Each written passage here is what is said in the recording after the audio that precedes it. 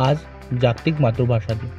विश्वभर साजऱ्या होणाऱ्या जागतिक दिनांमागे काहीतरी पार्श्वभूमी असते. तशीच ती जागतिक मातृभाषा दिनामागेही आहे. उर्दू भाषा ही इस्लामिक रिपब्लिक ऑफ पाकिस्तानच्या निर्मितीचा एक आधार होती. 1948 मध्ये इस्लामिक रिपब्लिक ऑफ पाकिस्तानने उर्दूला राष्ट्रभाषा घोषित केले. परंतु पूर्वेकडील इस्लामिक पाकिस्तानच्या नागरिकांची मातृभाषा मात्र बांगला होती. तिला संपवण्यासाठी पश्चिमी इस्लामिक रिपब्लिक ऑफ पाकिस्तानने हस्तक्षेप सुरू केला.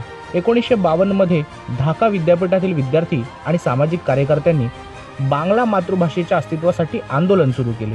हे निदर्शन इतके उग्र झाले की तत्कालीन इस्लामिक रिपब्लिक ऑफ पाकिस्तान सरकारच्या पोलिसांनी आंदोलकांवर अंधाधुंद गोळीबार केला.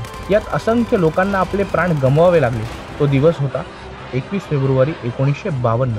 या प्रकरणानंतर इस्लामिक रिपब्लिक ऑफ पाकिस्तानच्या सैन्याने आपल्याच पूर्व इस्लामिक रिपब्लिक ऑफ पाकिस्तानच्या नागरिकांवर अनन्वित अत्याचार केले. या अत्याचारांना कंटाळून जनक्षोभ उसळला आणि 1971 साली पूर्व इस्लामिक रिपब्लिक ऑफ पाकिस्तान हा बांगलादेश म्हणून स्वतंत्र देश निर्माण झाला. स्वतंत्र बांगलादेश सरकारने युनेस्कोकडे प्रस्ताव पाठवला. मातृभाषेच्या गौरवासाठी बलिदान देणाऱ्या लोकांची नोंद व्हावी अशी त्यांची मागणी होती. या प्रस्तावानंतर 17 नोव्हेंबर 1999 रोजी युनेस्कोने निर्णय घेतला की 1952 मध्ये प्राणांची आहुती देणाऱ्या हुतात्म्यांच्या स्मरणार्थ 21 फेब्रुवारी रोजी जगभरात आंतरराष्ट्रीय मातृभाषा दिन साजरा केला जाईल. संयुक्त राष्ट्रांच्या मते 500हून अधिक भाषा लुप्त होण्याच्या मार्गावर आहेत. लुप्त होत चाललेल्या भाषांमुळे संपूर्ण सांस्कृतिक आणि बौद्धिक वारसाही नाहीसा होतो. मातृभाषा लोप पावण्याचे एक प्रमुख कारण म्हणजे चांगल्या रोजगारासाठी लोक परदेशी भाषांच्या मागे धावतात. या स्पर्धेत मातृभाषा हळूहळू लोप पावत जाते. आजचे युग डिजिटल व्यवहारांचे आहे.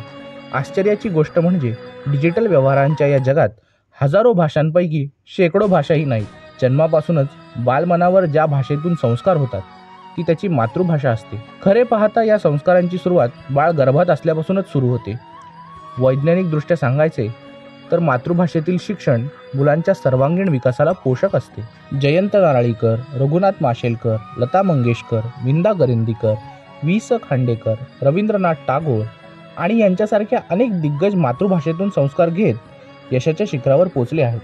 आपल्याकडे परकीय राजवटीदरम्यान मराठी भाषेवर उर्दू, फारसी यासारख्या भाषांनी शब्दांची घुसखोरी चालू केली होती. त्याचा नायनाट करण्यासाठी छत्रपती शिवाजी महाराजांनी राज्य व्यवहार कोशाची निर्मिती केली.